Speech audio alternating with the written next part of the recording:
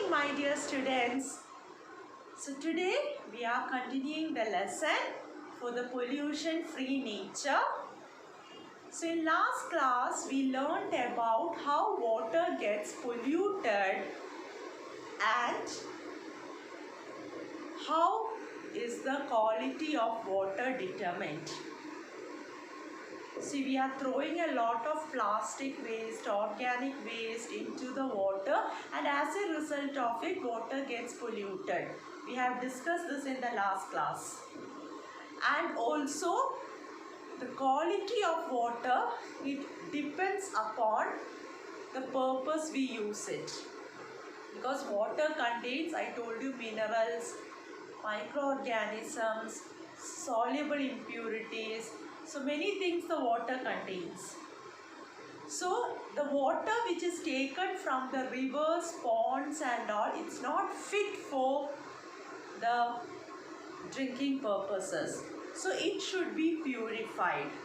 So today's topic we are going to learn about water purification.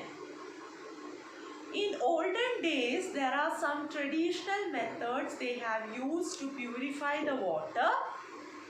One such method is tripod arrangement or muchataripa. In this, the pots are arranged one below the another, as you can see from the picture. In the first pot, you will add gravel. In the second pot, you will add sand. In the third, you will add charcoal. And there is a small hole which is put at the base of each pot for the water to flow down. And under these pots, there is a vessel kept to collect the pure water. So when you pour the water into the first pond, you know gravel consists of sand and mud. Many stones, mud particles, this gravel consists of. What this will do means in the water, if there is any large particles, it will remove all the large particles and allow the water, only the water to flow to the next pot.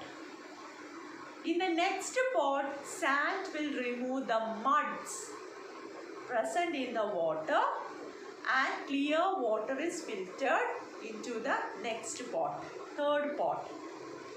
In the third pot, the charcoal will absorb the poisonous substances which is present in the water, and as a result the water is filtered and a clear purified water will be collected in the vessel which we have kept down. So this is used only for smaller quantity of water. If there is a large amount of water, we cannot go for this process. So for that we have to find another method.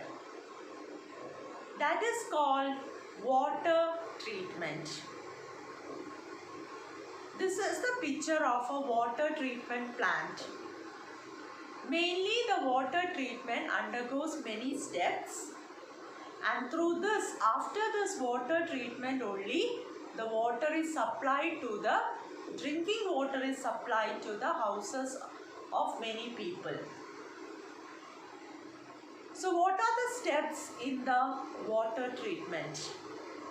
Aeration, coagulation, clarification, filtration and chlorination. These are the 5 steps which is included in the water treatment. Now what is this aeration? Aeration is the process of mixing the air, that is oxygen, mixing the air with water. So the amount of the oxygen in the water increases. Coagulation enables the sedimentation of solid matter which is present in the water. Sedimentation means if you take a vessel and place some water, After some times, if you allow it to keep it for some times, you can see that the solid matter will settle at the bottom and the water will be at the top. So that is called sedimentation, children. So alum is used in this process. It makes the sedimentation easier. Alum is a chemical compound which is known as aluminium sulfate, which is mostly used in water purification.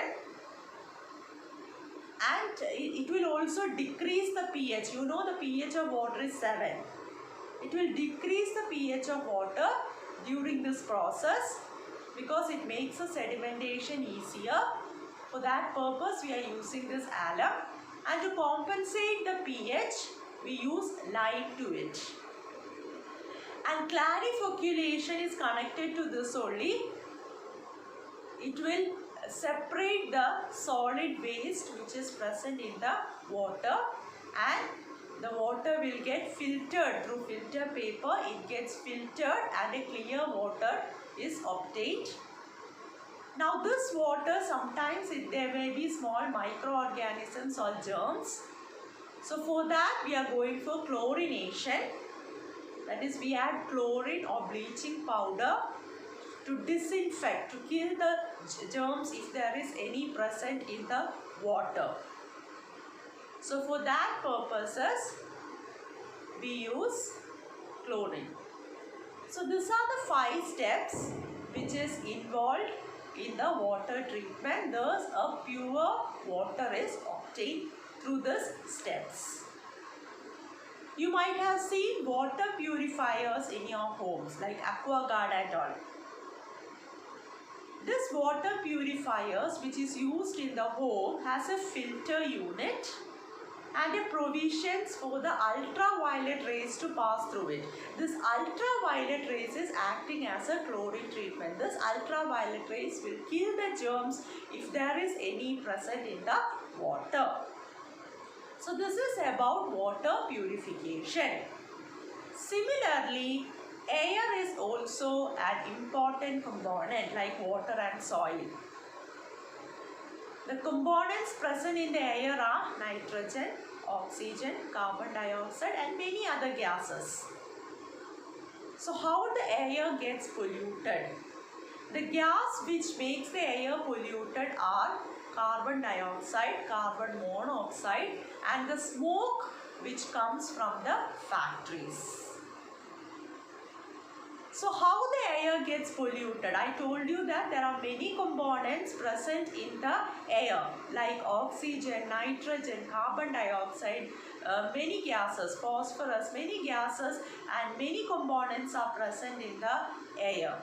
If there is variation or decrease in the amount of these components or if any foreign substances mixes with air, in such that air gets polluted. So how does this gases harm us? So for example, if you take carbon monoxide, it is coming from the smoke from the automobiles. This, when we inhale this, when you inhale the carbon monoxide, there is hemoglobin present in the blood. It will combine with this hemoglobin and form carboxyhemoglobin. When it changes into carboxyhemoglobin, it will stop the oxygen absorption capacity of the blood. The blood will not be able to absorb the oxygen. So it will be very risk. So that is why if you inhale the carbon monoxide, it causes harm to the humans. Similarly, carbon dioxide, when you burn the coal and the fuel, it causes carbon dioxide and it causes global warming also. Even the sulfur oxides will cause irritation to the eyes, lung cancer, asthma. This all are coming from factories and automobiles. Oxides of nitrogen. This causes acid rains. So this all are the harmful effects we face when the air is polluted. See, nowadays we can see that the villages are all converted into cities.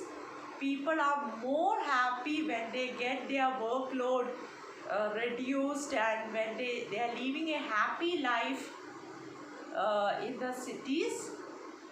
But at the same time they are facing problems also, like air is getting polluted due to the increase in the number of vehicles. The waste is not getting accumulated properly. There is scarcity of pure water. The density of population increases. So as a result of that, problems are faced due to population increase. Then ecological problems, which is associated with low-lying areas and water bodies. So many problems we faces in the cities. So how can we protect them? How can we protect our environment? We have to plant a lot of trees, avoid private vehicles, go for public transport, so that the air pollution will get decreased, so that the number of vehicles will get reduced. So like carbon monoxide gases and all, we will not be able to inhale. Then dispose the waste from the origin itself. Don't allow it to accumulate. Obey the pollution control, rules of the pollution control. Then avoid throwing away of the electronic goods and plastics after use. You can reuse the plastics and all. Don't throw it away. So by this all methods we can protect our environment. So that is today's topic. Today mainly we have discussed about water purification and the steps associated with it, and how the air gets polluted. Hope you have understood this. Bye children.